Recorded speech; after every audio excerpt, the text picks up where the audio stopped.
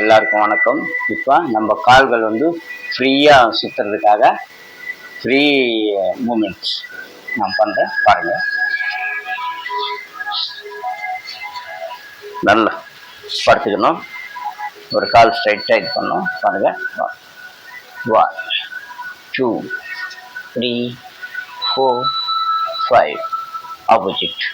1 2 3 4 5.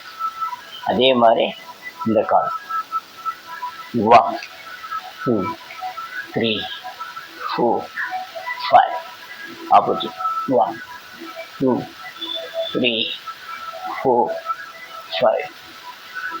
அதே மாதிரி 2 கால்கள் வந்து ஃப்ரீயாக வரணும் பாருங்க. 1 2 3 4 5. நெக்ஸ்ட் வந்து 1 2 3 4 5. ரிலாக்ஸ்.